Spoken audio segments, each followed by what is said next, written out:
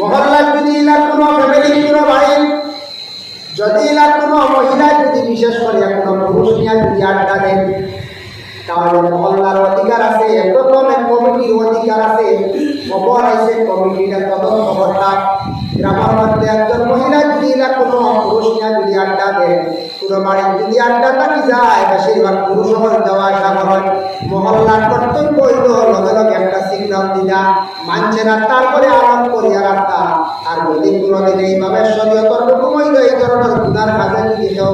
জড়িত ইয়ার ধরা পড়ে যায়, শরীয়তের হুকুম হইল যে ৬০ জনে দেখনেওয়ালা ৮টা সব হইল, ৫টা সিঁড়ি আলাইহিন্না আর ৮টা মিলব, ৬০ জন সাক্ষীদার যদি হয়ে যায় শরীয়তের হুকুম হইল তাদের ধরিয়া ১০০ ডান্ডা দেওয়া হইল, মানে জুড়া মারা হইল, ১০০ ডান্ডা দেওয়া হইল। এই আয়াতের ব্যাখ্যা তাফসীর ইবনে কাসীর লেখছেন সব উলামায়ে কেরামের মত হইয়া আছে গিয়া এরারে এই ডান্ডা দেওয়ার পরে ১ বছর লাগে, ১ বছর লাগি এলাকা থেকে তাড়াইয়া দেওয়া তবু শরীয়তের পড়া হুকুম। এর লাগি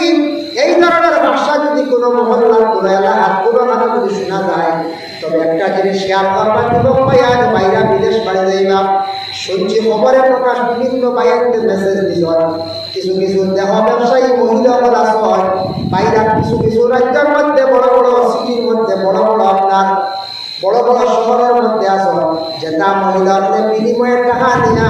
পুরুষ শহর নিয়ে রাত্রি কাটাইবা। এই ধরনের দেহ ব্যবসায়ী মহিলার তাকে বাঁচার চেষ্টা করবা। এক তৈল গুণায় কবিরা করতা জিনা করতা, আর ২ নম্বরে আর কাছে গিয়া এই ধরনের মহিলার লাগে গুনার কাজ করতা, আপনি সব থেকে বড় গুণাগার হইলাম। এত গুণা টেকাও যায়, সব থেকে বড় বড় বেমারি যায় এই ধরনের মহিলার কাছে যাওয়ার পরে। এর লাগে কিছু কিছু ছেলেরা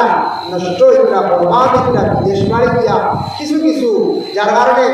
মা বাপে বলে দোয়া করবা আল্লাহ যখন বিদেশ বাড়ি বার করে দিতে রুজির কারণে দোয়া করবা আল্লাহ এখানে বাদঘর থেকে আওয়াজ রাখতো, বিদেশ যখন রুজির কারণে রুজি করতাম রুজির চেষ্টা করো, রুজি করার চেষ্টা করো। ভাই মুসলমান,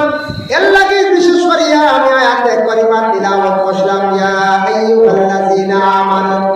লা তাদখুলু বুয়ুতান গায়রা বুয়ুতিকুম হাত্তা তাস্তানিসু ওয়া তুসাল্লিমু আলা আহলিহা। আমরা তো প্রায় বাক্কা বিস্তারিত আলোচনা সময় লাগে না,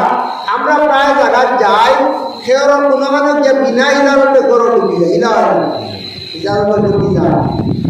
অনেক মাত আছে সংক্ষিপ্ত আকারে কয় কোরআনের আয়াতের হুকুম হইল আপনি আমি যদি খেওর বাড়ি যদি যাই ফয়লা ইজাজত চাইতাম